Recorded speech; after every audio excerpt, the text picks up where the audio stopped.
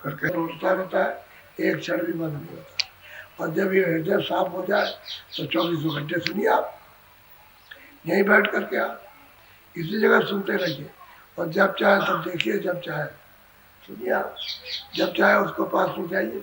24 घंटे लगातार सो रहे हो तब भी, जाग रहे हो जब भी, आवाज़ जब प्रकट हो जाती है और शुद्धि सफाई हो जाती है, सूरज कर्मों को धो डालती है। जो काल का दिया हुआ ये सब सामान और विधान है, और बाहर को नहीं आप अपने ऊपर रखोगे, साफ कर दोगे तो हृदय को निर्मल हो जाएगा। तो कहते हैं जो सलाल, ज्योत का दृष्टि से दर्शन हुआ और सलाल के देखा, यानी बहुत गौर से उसको देखा। बोलो।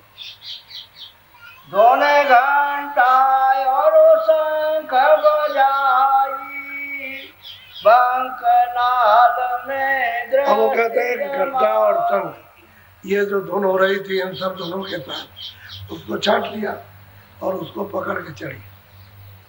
तो घंटे की आवाज में खींचने की, जैसे चुंबक में कशिश होती है कि लोहे को यानी मतलब खींचता है, ऐसे उस सूरत को वो शब्द खींचता है।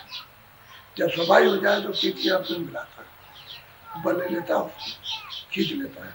कहते हैं कि घंटे की आवाज, और जब सुन करके और जब सैदल कमल में पहुंची तो शंख की आवाज आ रही। तो ज्योति का दर्शन हुआ तो 3 लोक के मालिक हैं। मुसलमान इन्हीं को खुदा कहते हैं, अपने हिंदू इनको ईश्वर कहते हैं, और ईसाइयों की किताब में यही घाट है। वैसे घाट का दर्शन इनमें से कोई कर नहीं सकता, अब वो तो बहुत दूर रह गया, दूर हो गया, अब नहीं होगा, वो रास्ता छूट गया। रास्ते पर जब जाओगे तब तो होगा, तो महात्मा मिलेगी उनके पास जाना पड़ेगा, और महात्मा मिलेंगे तभी काम होगा, उसके पहले हो नहीं सकता। तो घंटे और शंख इन दोनों की आवाज को पकड़ के जब दर्शन हुआ 3 लोक के मालिक का, वो तुरंत ऊपर चली गई, ऊपर खिंचाव। बोलो। दृष्टि समारक मन हुलसाना, गगन मंडल धुन गरज पिछा। कहता है कि भाई दृष्टि को बहुत एकाग्र किया, एक जगह दृष्टि टिक गई, यानी ऐसे नहीं हिलती है दृष्टि पर, पता है सामने टिक गई, एकाग्र हो गई।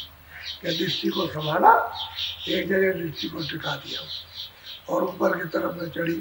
तो दोनों काम करती है, प्रकाश भी देखती है, रचना भी देखती है, और ऊपर से जो गरज हो रही, ऊपर से जो स्थान से गरज आ रही, वो मंडल गरज रहा, बड़ा घोरम घोर गर्जन हो रही है। यानी ऐसी गर्जन यहाँ तो कुछ है नहीं, बहुत गर्जन हो रही है। तो कहते हैं उसको सुना तो उस गर्जन को सुनकर के मन बहुत प्रसन्न होता है, बहुत खुश होता है। जब वो आवाज आती है तो आवाज तो उनकी सैदल कमल में आने लगती है, गर्जन की आवाज, और इसका स्थान सैदल कमल में, वही इसका भंडार है।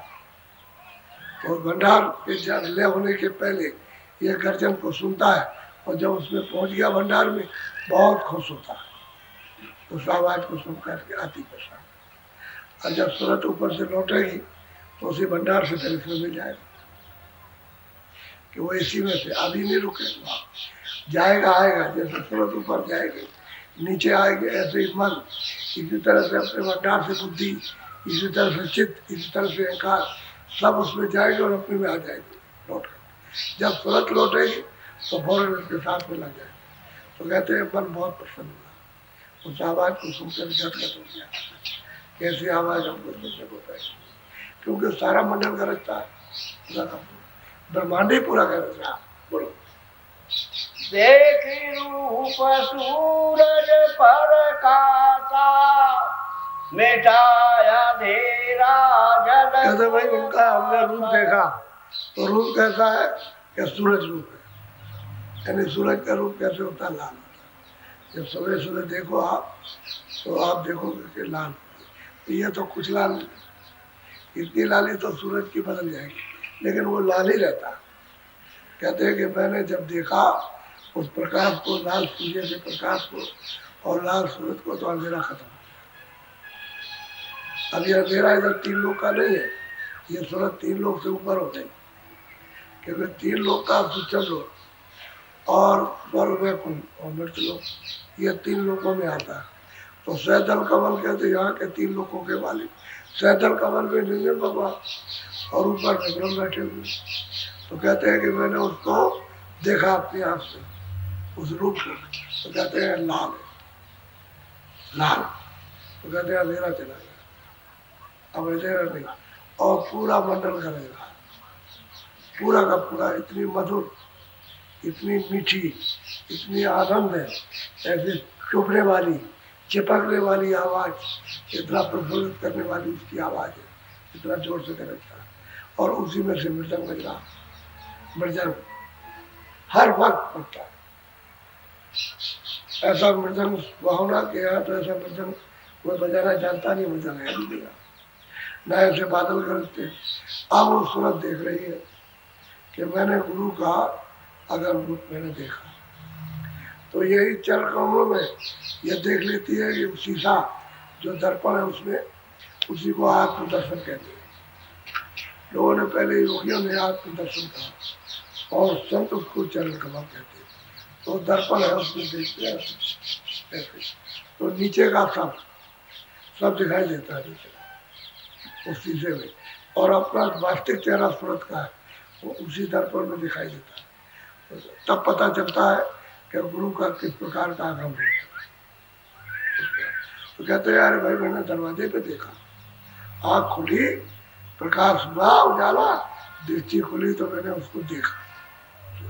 अब चल रही है आगे, अब चलेगी आगे की तरफ, तो बढ़ रही है। तो जब त्रिकुटी में निकट में पहुंची तो घर जाऊंगा।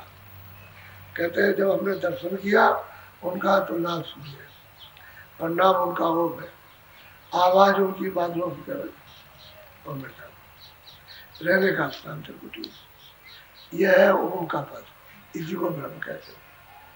नीचे ये निरंजन का स्थान है, सैदल कमल, इनको ईश्वर कहते हैं, इनको खुदा कहते हैं, वह उनकी भाषा में है, वैसे ईश्वर कहते हैं।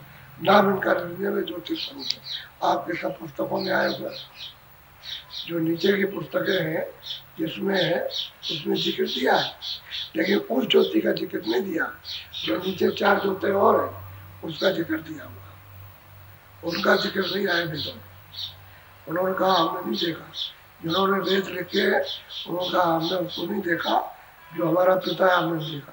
माता को तो देखा है अध्यात्म शक्ति को, लेकिन उनको नहीं देखा।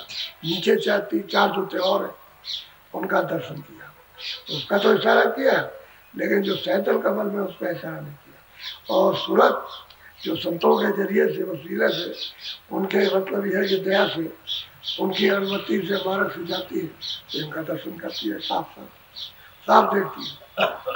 बहुत बड़ा सैदल कमल है, कहने को तो छोटा मालूम होता है। अब आपको उसका अनुमान क्या कराए? सूरज इधर से निकलता है, इधर डूबता है, इसके लाख हिस्से कर दिए जाए तो उससे भी बड़ा उनका शरीर है, इससे भी बड़ा ये शरीर, यानी इतना बड़ा उनका शरीर। और सैदल कमल पर बैठे हुए, उनकी क्या तारीफ की जाए? तारीफ करने की कोई चीज हो तो तारीफ की जाए, अब इशारा किया जाता है। तो अब ये कोई आदमी सोच भी नहीं सकता कि भाई उनका इतना शरीर जिसमें इतना बड़ा उनका जिक्र, तो इतनी ऊंची मंजिल पे बैठे, तो उनके सामने तो ये कुछ भी नहीं। उसी बूंद का, यानी उसी बूंद की कण का ये सब पसारा है, ये जो कुछ भी है देख रहे हैं, उसी बूंद की कण का पसारा है। ये तो बहुत बड़ा, उसका देश तो बहुत बड़ा। बोलो तम पद अब भारी रंकार। अब जब ओम का वहां पर त्रिकुटी में ओम का ब्रह्म का साक्षात्कार हुआ, उनका तो पूरा उन्होंने बताया कि लाल लाल सूर्य तो सब बताया। कहते हैं ऊपर में है गुरपद, उसको कहते हैं आत्म पद, गुरपद, वो गुरपद है। कहते हैं जब उसको हमने देखा उसको, तो फिर वहां से ऊपर से आवाज आ गई, रणकार पुरुष की आवाज आ गई। रामायण में ये सब लिखा, लेकिन किसी रामायण वाले से पूछा जाए जो पढ़ता सुनाता है कि तुम बताओ ये, तो वो नहीं। को नहीं समझ, क्योंकि ये तो संतों की वाणी है। रामायण जो लिखी है उस पर का लिखा है, ये संतों की वाणी है। उनकी वाणी पढ़ने लिखने वाले अपना मनोरंजन के लिए सबको जिहाद सुना दें, लेकिन वो बता नहीं सकते ये कहाँ पर उसको नहीं मालूम। तो निरंकार वो कहते हैं सो वस्तु इति अखंडा जीव शिखा सो परम प्रचंडा आत्म अनुभव सुख प्रकाशा तत्भूल ब्रह्मनाशा। कहते हैं वो उन्होंने भवर गुफा का उसी रामायण में जिक्र किया, लेकिन वो मतलब ये लोग नहीं जानते। और यह 10वें द्वार का जिक्र है निरंकार। तो कहते हैं कि जब गुरपत का दर्शन हुआ तो आवाज आएगी ऊपर की, अब उसको पकड़ लेगी और पकड़ के जब चलेगी उस मैदान में, तो श्वेत ही श्वेत मैदान है। वहाँ मतलब कोई लाल नहीं है, कोई मिलोरी नहीं है। आकाश की नीली पीली स्वर्ग सफेद है, कोई मिलोरी वहाँ पर नहीं, न स्वर्ग में कुंड की न मतलब श्वेत ही श्वेत है, पूरी रचना श्वेत सफेद है। अब वो शब्द को सुन करके और कितना मस्त मगन सूरत होती है और अपने रूप को धारण करती है, जो सूरत का वास्तविक रूप है। सूरत जिस रूप में उसको धारण कर लेती है। यही शब्द का अवतार हुआ नीचे, क्योंकि नीचे ब्रह्म है, ऊपर में पार में, तो सूरत का यही से अवतार हो गया नीचे। जब यहाँ से उतरी है तो अलग कर दी गई, तभी तो इसके ऊपर झिल्ली डाल दी। झिल्ली कहते हैं बारीक पर्दा, उसके ऊपर में डाल दिया तो संतों को ये तो एहसास नहीं हुआ, उनको कोई देखने में, कोई सुनने में या सुनने में कोई दिक्कत नहीं, लेकिन पर्दा डाल दिया और वही एक शब्द स्पर्श रूप रस गए तो इसका पर्दा पड़ गया। अब इसको इसका वो अनुभव करने लगे और शब्द रूप छूट गया उसका, जो शब्द था उसका जो शब्द रूप थी वो तो सूरत का छूट गया। इस जानकारी में आई शब्द स्पर्श रूप रस, इसका बोध, इसका ध्यान नीचे आए तो कपड़ा डाल दिया। तो हम कहते हैं कि भाई ऊपर में गुरपद पाने पर, आत्म पद पाने पर उधर से रंगकार बना गई। चंद्र चांदनी चौक निहारा श्वेत श्वेत पद श्याम निकारा। कहते हैं श्याम यहाँ सब निकाल दिया। कहते हैं चांदनी, बिल्कुल ऐसी इतनी चांदनी है जैसे कि क्या उसका कोई वर्णन करेगा, और सफेद सफेद। वहाँ कोई कहे कि भाई कोई श्याम होगा, काला पीला, कोई सुर, कोई लाल होगा, तब रचना ही सफेद है। बाहर में उनकी पूरी रचना सफेद ही सफेद है, श्वेत श्वेत है रचना। अब सूरत मतलब ये शब्द को पकड़ दी जाती है। तो जैसे ये चलेगी तो कहते हम तो उसको देख रहे हैं, उस चांद चौकनी को, चांद को, उसका चांद का ही रूप है, शीतल रूप है, ठंडा गर्म रूप है, ठंडा गंभीर प्रकाश से छिटका नहीं है। इनका तो सबका छिटका है, झिलमिला प्रकाश है और उसका बदा हुआ गंभीर है। उसमें मतलब यह आंखें तिलमिलाती नहीं है। इनके प्रकाश में तो तिलमिला जाती, उनके प्रकाश में नहीं तिलमिलाती, गंभीर स्थिर और श्वेत है।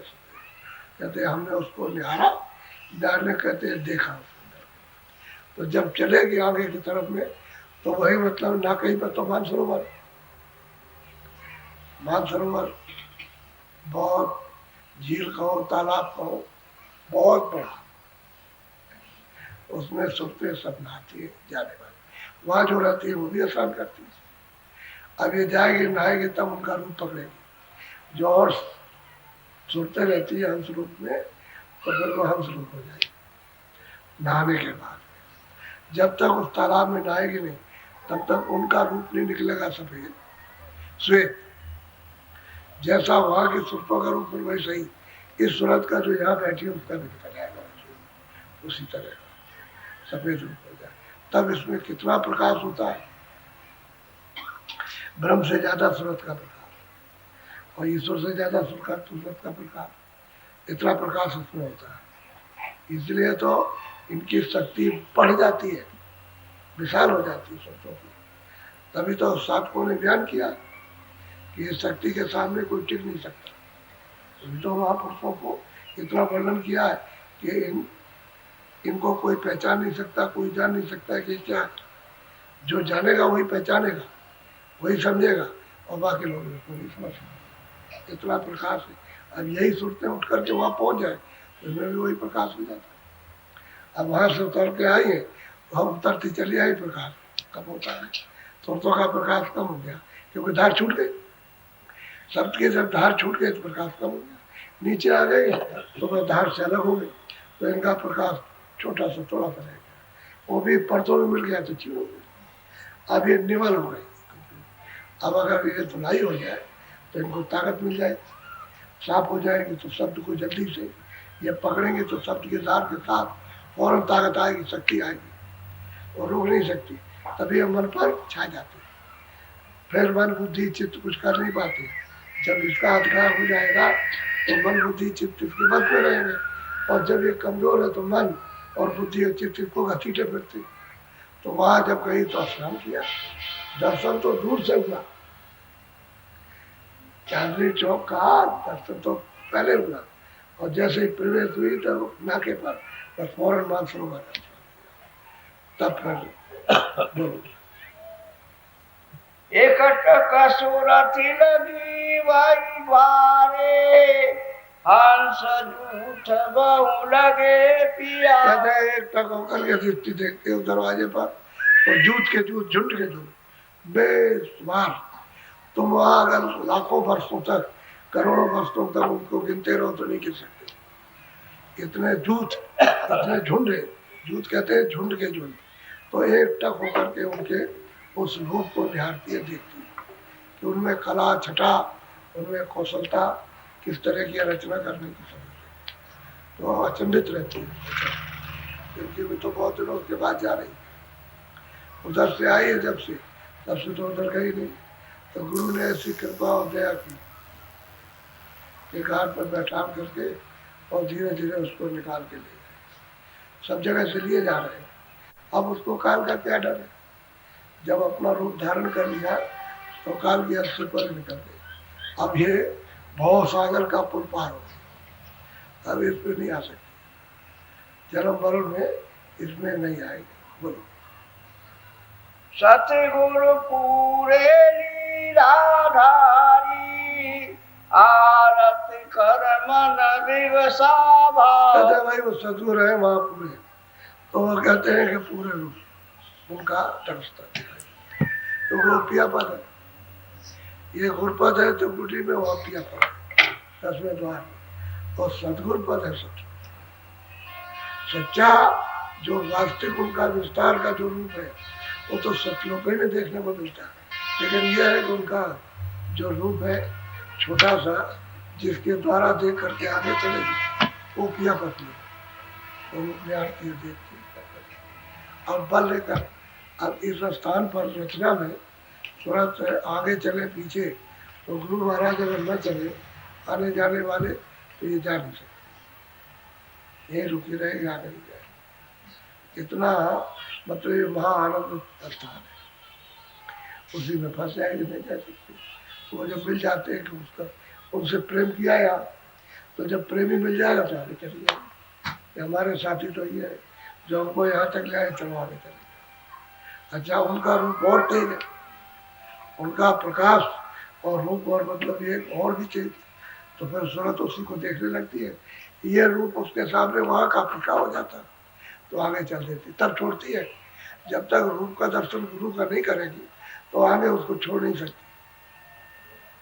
अब कहते हैं कि हमने उसको देखा, उसको भी देखा 10वें द्वार में पार्वती को, उसका भी दर्शन किया, उसकी आवाज को सुना, वहाँ मानसरोवर में स्नान किया, जूथों में मिल गई, वहाँ के अद्भुत रूपों को देखा और खुद उस रूप की हो गई।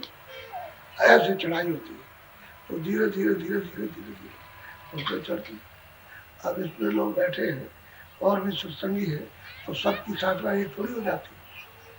कुछ चल रहे हैं, कुछ आगे बढ़ रहे हैं, कुछ और बढ़ रहे हैं, कुछ ऐसे बढ़ रहे हैं, सबका अलग अलग। तो कहो कि एक ही साथ बैठ गए ऐसे चले जाएंगे, ऐसे नहीं, अलग अलग। कुछ कोई देख रहा, कोई चीज़ सुन रहा, कोई बढ़ रहा, समझ गए। और फिर ये किसी को कहोगे दरवाजे पर बैठ करके तुम भजन करो, ध्यान करो, तो कोई नीचे उतरा, नीचे भाग गया कि हमसे नहीं बैठा जाए, तो सब तरह के लोग हैं।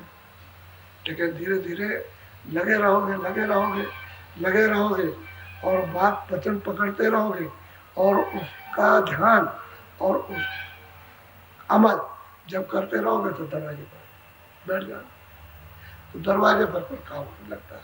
इस तरह से सुनते जाती है। तो इनको बैठा लिया, अब वो चिल्ला रही कि गुरु की क्या कृपा हुई, वो दया हो गई कि उन्हीं की दया से सब देखने को मिला। और जब ये पहुंच जाएगी आगे, ये महाकाल पद में पहुंचेगी, वहां फिर सतलोक में पहुंचेगी, सब वर्णन करेगी। मैंने ये देखा, ये देखा, कैसे दिखाया, गुरु को दिखाया। गुरु की कोई आदमी पूछे भाई आपको किसने रास्ता बताया, तो हम तो सीधा ही कहेंगे, कोई हमको किसी मूर्त ने थोड़ी, और गुरु मनुष्य शरीर में मिले, उन्होंने बताया रास्ता, उन्होंने कहा कि ऐसा करो इस तरह से, तो उसको किया गया। अब जो भी अपने बल से, अपनी बुद्धि से, या जो भी भाव से हो सकता है उसको किया, पूरा तो नहीं कर सकते, पूरा तो नहीं, मतलब अब उनके सामने पूरा क्या करेंगे, वो तो जब दया करेंगे तभी कुछ होगा। और तब भी है साधक अपने को ये कहता है कुछ नहीं, मैं तो कुछ नहीं हूँ, मैं तो मतलब ये सबसे छोटा और अधीर हूँ के, और वही सब शक्तिमान है, क्या वही, तो ये है। इस तरह से ये सुनते हैं महापुरुषों के दया और मत को लेकर, रास्ते को लेकर के, और दया की भीख मांग के चढ़ जाते, उनके साथ चढ़ती जाती है। वो तो कहीं भी साथ न करें, मान लो कोई अमेरिका में रहता है, कोई चीन जापान में रहता है, कोई कहीं किसी प्रांत में रहता है, तो वहाँ उनके जाने के लिए क्या, वो कुछ नहीं है, वो तो ऊपर में बिल्कुल सामने एकदम से ये ऐसा इतना से दिखाई, ये सारा संसार इतना से दिखाई ऊपर, वहाँ कहाँ जाना, ये तो तुम्हारी ये बुद्धि है, और ये आगे वहाँ जाना है, उनको वहाँ कहाँ से जाना, वो तो वहीं से सब देखते हैं। तो दया तो मिलेगी, कौन कर रहा, कौन नहीं करता, कौन मतलब है चढ़ रहा, किसको क्या करना, तभी तो दया होती है। उनके पास खजाना नहीं होगा अपार, तो क्या देंगे वो, कुछ नहीं दे सकते। इसलिए अपने को जितना बताया, जितनी क्षमता उतना करना चाहिए, जितनी अपनी स्वयं शक्ति है, अपनी बुद्धि काम करती है, अपना मन काम करता है, लगे रहना चाहिए, लगे लगे लगे लगे, फिर मतलब ये ठीक से आ जाओ, और फिर करने लगो। ऐसे सबने किया, सब तभी तो पुकारते हैं, तभी चिल्लाते हैं कि दया करो, वैर करो, हम पापी है, हम अधम है, हम इंद्रियों के विकारों में फंसे हैं, आपकी कृपा हो जाएगी।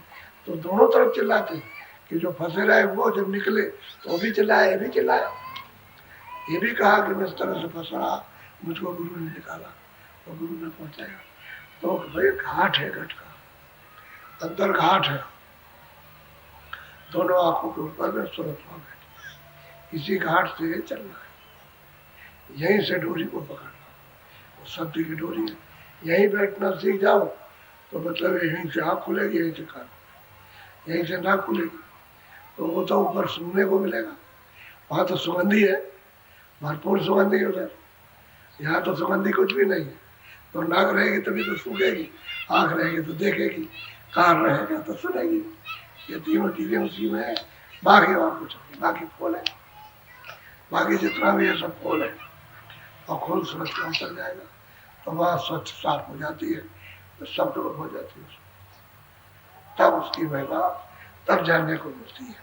जब पिया पद को प्राप्त करती है तब समझती है कितनी बड़ी महिमा, यह अकथ कहानी है, कोई कह नहीं सकता महापुरुषों की कहानी। तब वो पूर्ण रूप से सीधा होती है, तब वो मतलब यह है कि एकदम से निचावन हो जाती है। जब तक अगर घेरे में रहे तब तो उसको शंका रहेगी, किसी मंडल में भी जाएगी तो शंका रहेगी, पड़ता है शंका रहेगी, जब निशंका हो जाएगी तब पता चलता है।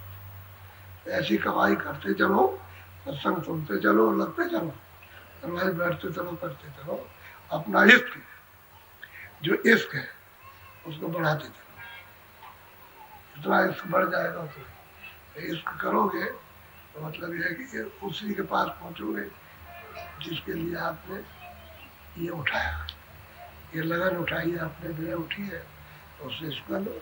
अब नहीं मिलता है, पहले तो मिलता था, अब उससे बिछुड़ गए तो तुम इसका मिल जाएगा। अब यही इसी को लगा देते, तभी तो लोग साचल भजन करने लगते और नियम से करते। तो यहीं से चलने की तैयारी करो। बाकी सब और अंधकार बखेड़ा है और सब बखेड़ा बस।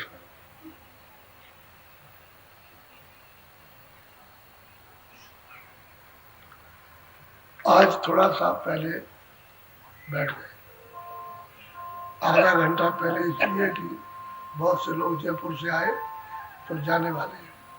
उन्होंने कहा कि हम सत्संग सुन के जाएंगे, तो सत्संग हो गया। अब आप लोग जयपुर वाले उठो, वो जो बैठे हो, जो जाने वाले हो तो चले जाओ, मैं इनको भजन पे बैठाऊंगा, बाकी लोग यहाँ भजन करेंगे थोड़ा सा। उठ जाओ जयपुर के लोग जाने वाले, उठ जाओ। अच्छा, बाकी लोग भजन पे बैठ जाओ, बाकी लोग भजन बैठो, बैठ जाओ थोड़ा भजन करो।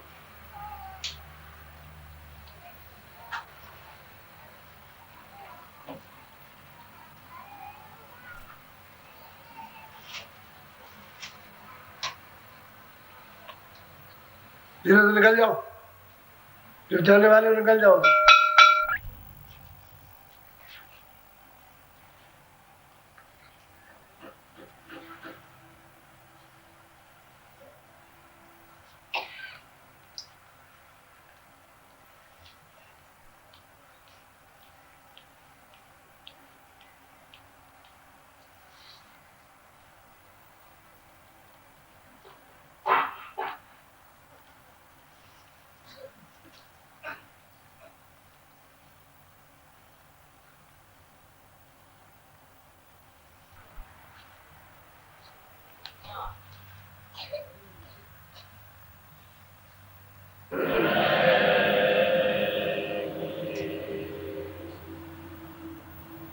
जय गुरुदेव।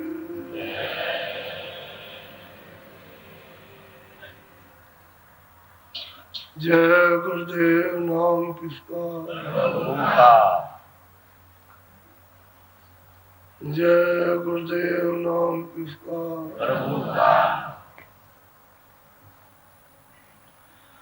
सतगुरु सतनाम तुमको लाखों प्रणाम।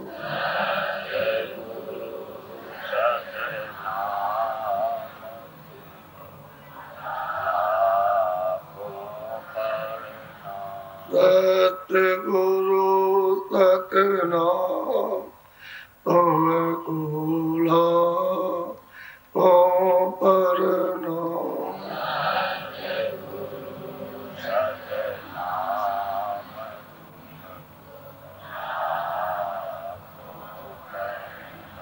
कोटन सूरज चांद सितारे,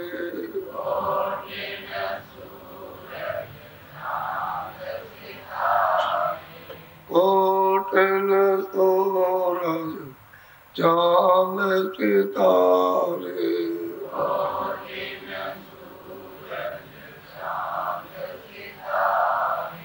रोम रोम में करे उजारे,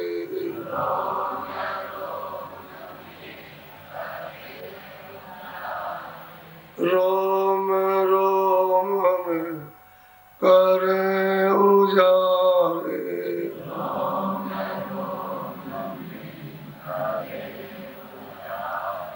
सतपुरुष करता तुमको लाखों प्रणाम।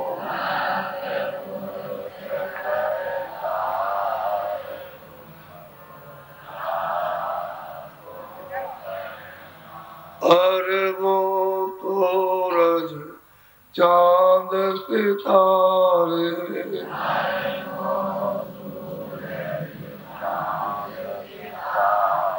रोम रोम में करे उजारे,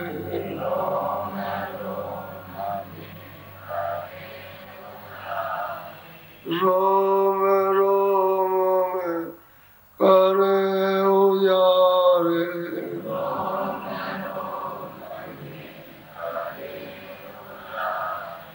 अलक पुरुष करतार तुम कूला को करना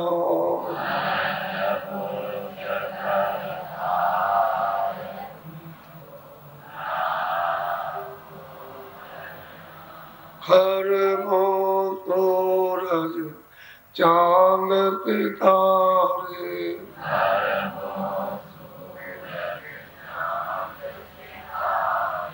हर वो सूरज चांद सितारे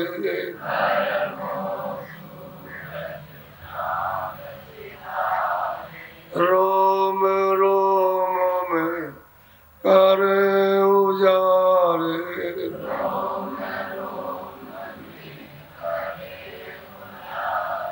रोम रोम में करे उजारे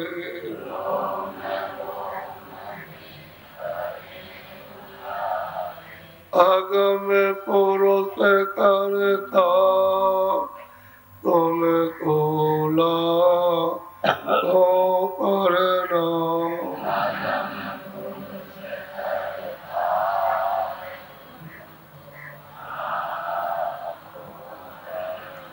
नील नील शशि मान उतारे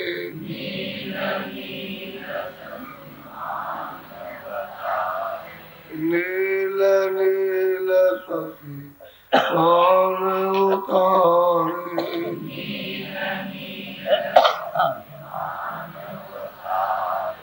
रोम रोम में करे उजारे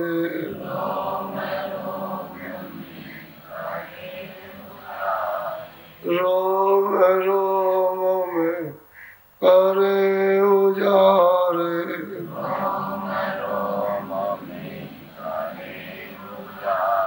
अनामी पुरुष करतार तुम कोला को करना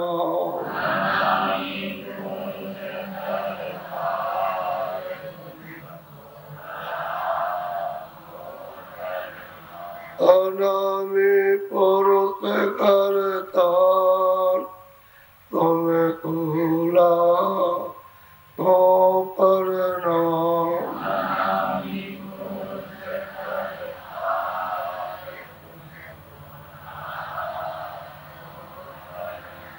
तुम कोला को करना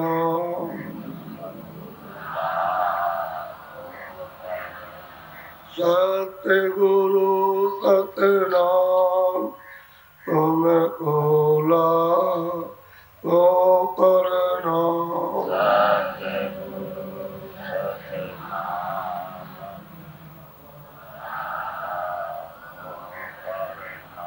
तुम कोला को करना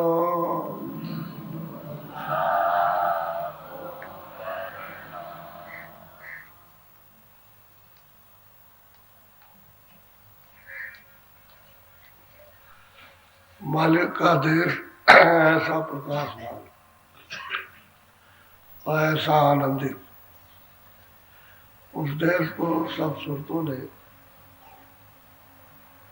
छोड़ दिया और पराये देश में आकर के फंसे तो अपने देश की क्या महिमा क्या सफल क्या उसका आनंद उसकी शक्ति उसके ज्ञान को क्या समझ सकेंगे कि तो यहाँ कुछ भी ज्ञान नहीं है और सीमित ज्ञान को असीमित यहाँ की जितनी भी विद्या भाषा है बुद्धि की ये सब अल्प भाषा है अल्प ज्ञान है यानी सब मिटने वाला है इसमें कोई भी ज्ञान अस्थायी नहीं तो इसी में हम सब लोग सोचते और विचार करते रहते और वहाँ सच्चा आत्म ज्ञान है वहाँ बुद्धि का ज्ञान तो है नहीं आत्म शक्ति है आत्म आनंद है आत्म प्रेम है तो सागर है तो ये सब जीवात्माएं वहां से आई और लाने वाला लेकर के आए, मांग लिया। अब उसकी प्रबल तपस्या थी तो उसको उन्होंने तपस्या की और उनसे खुश हो गए तो मांगा। अब वो मांगने पर मालिक ने उनको मंजूर था तो ये सुरतों का भंडार दे दिया। जब भंडार सब जगह तकसीम कर दिया तो उठा लिया। उन्होंने ही भेजा, अपने आप नहीं उतरी। अगर कहती तुम चले जाओ, सुरतों से कहा जाता जीवात्माओं से कि तुम चले जाओ तो नहीं आती। उन्होंने स्पेशल शब्द अपना जब वहां से छोड़ा उस पर उतारा, जिससे पहले ये उतर करके आए वो शब्द नहीं काम करेगा, क्योंकि ईश्वर उतर के आए ब्रह्म, पार ब्रह्म, महाकाल पुरुष 12 और जो पुत्र है सत्पुरुष के, वो जिस शब्द से उतारे गए उससे नहीं। इनके लिए स्पेशल शब्द जब दान में दिया तो इनको उतारा गया, शब्द ही से उतार कर लाए गए। और शब्द से जब उतारा तो अपने अपने जितने को जितना भंडार जिसको देना था उतना वहां जहाँ जिन लोगों में होते उनको दे दिया।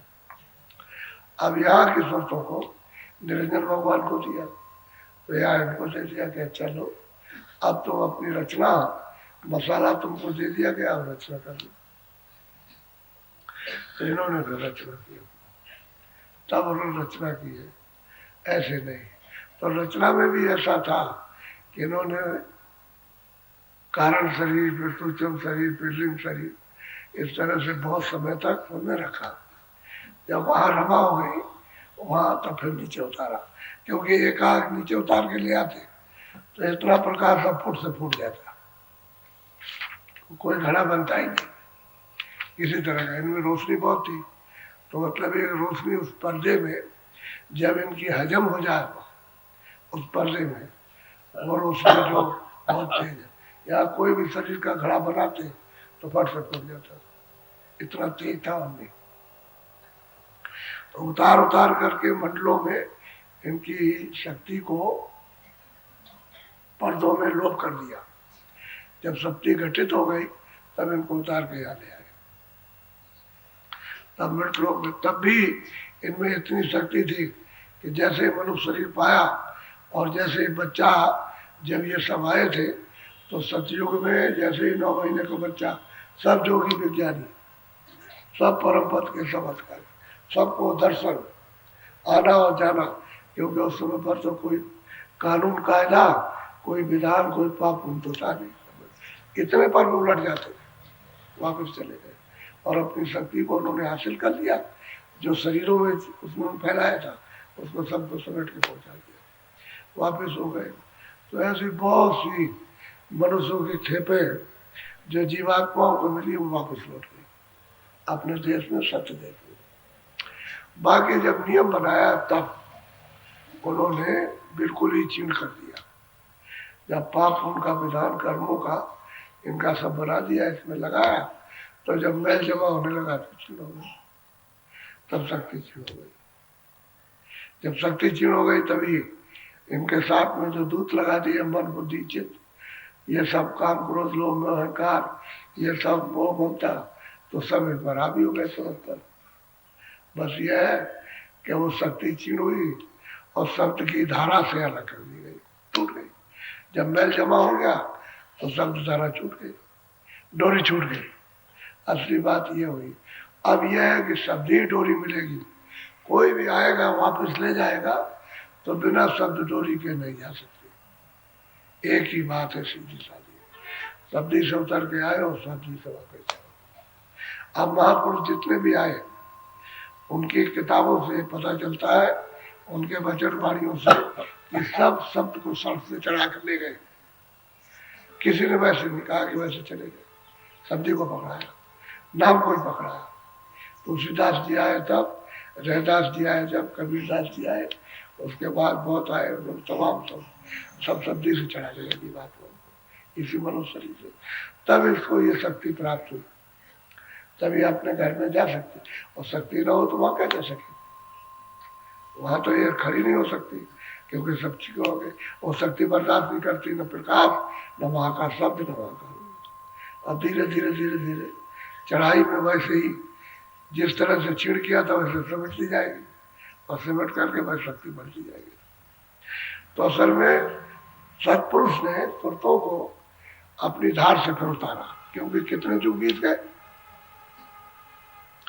इनको 16 को तपस्या करते करते पुत्रों को, तो अब कितने युग इतने बीत गए, लेखे भी नहीं आ सकते, लिखने पढ़ने में गिनती भी नहीं आ सकते, इतने युग बीत गए। तो फिर जब इनको दिया गया तो फिर उन्होंने अपने शब्द से दिया, और अपने शब्द को उतार के उनसे भेजा गया, तभी सुनते आए।